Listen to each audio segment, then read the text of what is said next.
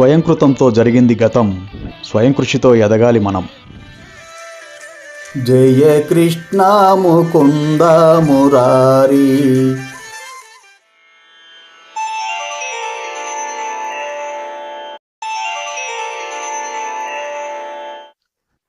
నమస్కారం. గోకుల నందన గోవింద శ్రీకృష్ణ లీలలు. శ్రీకృష్ణుడు తిరిగి గోపికల మధ్య ప్రత్యక్షమవుట. గోపికలందరూ శ్రీకృష్ణుని కోసం పరితపిస్తుండగా చివరకు ఆ దేవాది దేవుడు గోపికల మధ్యలో తిరిగి ప్రత్యక్షమయ్యాడు. అప్పుడు అతడు అత్యంత సుందరంగా గోచరించాడు. శ్రీకృష్ణుడు సర్వదా వివిధ శక్తి పరివృత్తుడై ఉంటాడు. కనుకనే అతడు పరిపూర్ణుడు, పరమ సుందరుడు. శ్రీకృష్ణ భగవానుడు సర్వదా లక్షలాది లక్ష్మీగణముచే పరివృత్తుడై ఉంటాడని బ్రహ్మ సంహిత నుండి, స్కందపురాణం నుండి మనకు తెలుస్తున్నది. గోపికలందరూ లక్ష్మీగణమే. శ్రీకృష్ణుడు చట్టాపట్టాలు వేసుకొని వారందరినీ యమునా తీరానికి తీసుకుని వచ్చాడు. లక్షలాది గోపికలలో 16,000 మంది ప్రధానమైన వారని, ఆ 16,000 మంది గోపికలలో 108 మంది విశేషముగా ప్రధానమైన వారని, ఆ 108 మందిలో 8 మంది ఇంకా అతి ప్రధానులని, ఆ 8 మందిలో రాధారాణి, చంద్రావళి మరీ ప్రధానమైన వారని, ఆ 2 గోపికలలో రాధారాణి పరమ ప్రధానమైనదని స్కందపురాణంలో చెప్పబడింది. యమునా తటమునందున్న వనములో శ్రీకృష్ణుడు ప్రవేశించినప్పుడు వెన్నెల చీకటిని నశింపజేస్తున్నది. ఋతు కారణంగా పూలు విరబూసి ఉన్నాయి. మందమారుతము వాటి సుగంధాన్ని మోసుకొని వస్తున్నది. అచట సమకూడిన గోపికలందరూ దాదాపుగా వేదానుయాయులే అయి ఉన్నారు. గత జన్మలలో, అంటే శ్రీరాముడు అవతరించిన సమయంలో వారంతా ఋషులై ఉండి శ్రీరామునే భర్తగా పొందగోరారు. శ్రీకృష్ణునిగా అవతరించినప్పుడు వారి కోరిక తీరుతుందని శ్రీరాముడు వారికి వరమిచ్చాడు. శ్రీకృష్ణుడు అవతరించిన సమయంలో ఆ ఋషులే బృందావన గోపికలుగా జన్మించారు. పూర్వజన్మ కోరికను అనుసరించి వారికి కృష్ణునితో సాంగత్యం కలిగింది. తమ కోరిక తీరినందున వారు పరమానంద భరితులయ్యారు. గోపికలకు శ్రీకృష్ణుని సాంగత్యం లభించగానే వారి దుఃఖమే కాదు, కృష్ణ విరహంలో కలిగిన శోకము కూడా అంతరించింది. తమకు తీరవలసిన కోరిక ఇక ఏదీ లేదని వారు భావించారు. శ్రీకృష్ణుని సాహచర్యంలో పూర్ణ సంతుష్టులై వారు నేలపై తమ వస్త్రాలను పరిచారు. ఎంతో శ్రద్ధతో గోపికలు మెత్తని ఇసుకను సమతలం చేసి దానిపై వస్త్రము కప్పి శ్రీకృష్ణుని కొరకు సుఖమయ ఆసనాన్ని తయారు చేశారు. గోపికల మధ్య ఆ ఆసనంపై కూర్చుని శ్రీకృష్ణుడు మరింత సుందరంగా శోభిల్లాడు. శ్రీకృష్ణుడు ఇంకొకరికి కనిపించకుండా ప్రతి గోపిక పక్కన కూర్చున్నాడు. గోపికల పట్ల పరమ కరుణ కలిగిన వాడై ఆ దేవాది దేవుడు ధ్యానం ద్వారానే తెలిసేటట్లు వారి హృదయాలలో కాకుండా స్వయంగా వారి ప్రక్కనే ఆసీనుడయ్యాడు. స్వయంగా వెలుపలనే ఆసీనుడై అతడు సమస్త సృష్టిలోనే పరమ సౌందర్యవతులైనట్టి గోపికలపై విశేష అనుగ్రహమును చూపించాడు. తమ ప్రియతముని పొందిన వారై గోపికలు నవ్వుతూ తమ కోపాన్ని అణచుకుంటూ అతనికి ఆనందాన్ని కలిగించసాగారు. కొందరు అతని పాదాలను తమ ఒడిలోనికి తీసుకొని సంవాహనము చేశారు. ఆ సమయంలో వారు నవ్వుతూ అణుచుకున్న తమ కోపాన్ని మర్మంగా వ్యక్తపరిచారు.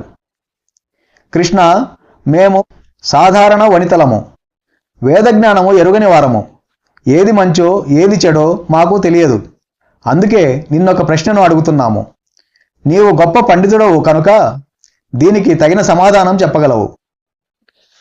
ప్రేమికుల నడుమ వ్యవహారాలలో 3 రకాలైన వ్యక్తులను మనము చూడవచ్చు. ఒక రకము వారు కేవలము స్వీకరించేవారు అయి ఉంటారు. ఇంకొక రకము వారు ప్రియుడు విరుద్ధముగా ఉన్నప్పటికీ అనుకూలంగా ప్రేమ వినిమయము చేస్తారు. 3వ రకం వారు ప్రేమ వ్యవహారాలలో విరుద్ధంగా వ్యవహరించరు, అనుకూలంగానూ జవాబివ్వరు. ఈ ముగ్గురిలో ఎవరిని మెచ్చుకుంటావు, లేదా ఎవరిని నమ్మదగిన వారిగా భావిస్తావు అని అడిగారు. గోపికల ప్రశ్నలకు శ్రీకృష్ణుడు సమాధానం చెబుతూ, ప్రియతములారా, కేవలము పరస్పర ప్రేమ వినిమయము చేసే వ్యక్తులు వణిజుల వంటివారు. ఎదుటివారి నుండి తమకెంత ప్రేమ లభిస్తుందో అంతే ప్రేమను వారు ఇస్తారు. నిజానికి అక్కడ ప్రేమ అనే ప్రశ్నయే లేదు. అది కేవలము స్వార్థము లేదా స్వార్థపూరిత వ్యవహారమే అనబడుతుంది. లేశమాత్ర ప్రేమ లేనట్టి వారైనా ఈ వణిజుల కంటే ఉత్తములు. ఎదుటివారు విరుద్ధంగా ఉన్నప్పటికీ ప్రేమించే వ్యక్తులు ఇంకొక వర్గం వారు. వీరు మొదటి వర్గము కంటే ఉత్తములు. అటువంటి ప్రేమను తల్లిదండ్రులు తమ పిల్లల పట్ల చూపిస్తారు. పిల్లలు తమను నిర్లక్ష్యపరిచినా వారు పట్టించుకోరు. మూడో రకం వారు ప్రేమ వినిమయము చేయరు, నిర్లక్ష్యము చేయరు. వీరిని మరి 2 తరగతులుగా విభజించవచ్చును. మొదటి తరగతి వారు ఎవరి ప్రేమ అక్కర్లేనట్టి ఆత్మసంతుష్టులు. వారినే ఆత్మారాములని పిలుస్తారు. వారు నిరంతరము భగవచ్చింతలోనే ఉండి తమను ఎవరైనా ప్రేమిస్తున్నారో లేదో పట్టించుకోరు. రెండవ తరగతి వారు కృతజ్ఞులు. వారిని నిర్దయులని పిలుస్తారు. ఈ తరగతికి చెందిన వారు గురుద్రోహులని తెలియబడతారు. అంటే వారు తల్లిదండ్రులు లేదా గురువు నుండి అన్నింటినీ పొందినా వారిని నిర్లక్ష్యపరుస్తారు అని అన్నాడు. శ్రీకృష్ణుడు తన మాటలను కొనసాగిస్తూ, గోపికలారా, నా మాటల చేత చేష్టల చేత మీరు దుఃఖపడి ఉండవచ్చును. కానీ ఒకప్పుడు నేను నా భక్తులతో ప్రేమ వినిమయము చేయనని మీరు తెలుసుకోవాలి.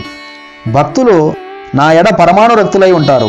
అయినా నా ఎడ వారి ప్రేమను మరింతగా వృద్ధి చేయడానికే నేను వారితో సరిగా ప్రేమ వినిమయము చేయను. నన్ను వారు సులభంగా పొందగలిగితే కృష్ణుడు సులభంగానే లభిస్తాడు అని వారు తలచే అవకాశం ఉన్నది. అందుకే ఒక్కొక్కప్పుడు నేను ప్రేమ వినిమయము చేయను. భక్తులకు నా పట్ల ప్రేమను వృద్ధి చేయడానికే ఒకప్పుడు నేను వారికి అగోచరమైనట్లు వర్తిస్తాను. అప్పుడు నన్ను మర్చిపోవడానికి బదులు నా పట్ల ప్రేమ వృద్ధి అవుతున్నట్లు వారు తెలుసుకుంటారు. అబలలారా, సాధారణ భక్తులతో వ్యవహరించినట్లుగా నేను మీతో వ్యవహరించానని క్షణమైనా తలవకండి. మీరేమిటో నాకు తెలుసు. మీరు అన్ని రకాలైన సాంఘిక ధార్మిక విధులను విడిచిపెట్టారు. మీ తల్లిదండ్రులతో బాంధవ్యాలను విడిచిపెట్టారు. సాంఘిక ధార్మిక కట్టుబాటును పట్టించుకోకుండా మీరందరూ నా చెంతకు వచ్చి నన్ను ప్రేమించారు. నేను మీ పట్ల ఎంత కృతజ్ఞుడనై ఉన్నానంటే మిమ్మల్ని నేను సాధారణ భక్తులుగా తలచే అవకాశమే లేదు. నేను మీకు దూరంగా ఉన్నానని తలచకండి. నేను మీకు అతి సన్నిహితంగా ఉన్నాను. నా అభావంలో నా పట్ల మీరు ఎంత ఆతృత చెందారో నేను చూస్తూ ఉండిపోయాను. దయచేసి నన్ను తప్పుపట్టకండి. నేను మీకు అత్యంత ప్రియమైన వాడనని మీరు భావిస్తారు కనుక నేనేదైనా తప్పు చేసి ఉంటే దయచేసి క్షమించండి. మీరు నా ఎడ చూపిన నిరంతరమైన ప్రేమకు రుణము తీర్చుకోవడము లేదా కృతజ్ఞత చూపడము అసాధ్యము. కనుక మీరు చేసిన శుభకర్మల చేతనే సంతుష్టులు కండి. కుటుంబ బాంధవ్యాల వలన కలిగే మహా కష్టాలను అధిగమించి మీరు నా పట్ల ఆదర్శనీయమైన ప్రేమను ప్రదర్శించారు. మీ రుణాన్ని తీర్చుకోవడం నాకు అసాధ్యము కనుక మీ సర్వోన్నత ఆదర్శనీయమైన నడవడితోనే సంతుష్టులు కండి అని అన్నాడు. బృందావనమునందలి భక్తులు ప్రదర్శించిన ఆదర్శనీయమైన భక్తి లక్షణము విశుద్ధమగు భక్తి యోగము. గోపికలు శ్రీకృష్ణుని పట్ల దివ్యమైన భక్తి యోగాన్ని ప్రదర్శించారు. అది ఎంతగానంటే స్వయంగా కృష్ణుడే వారికి రుణపడిపోయాడు. జయ కృష్ణ ముకుంద మురారి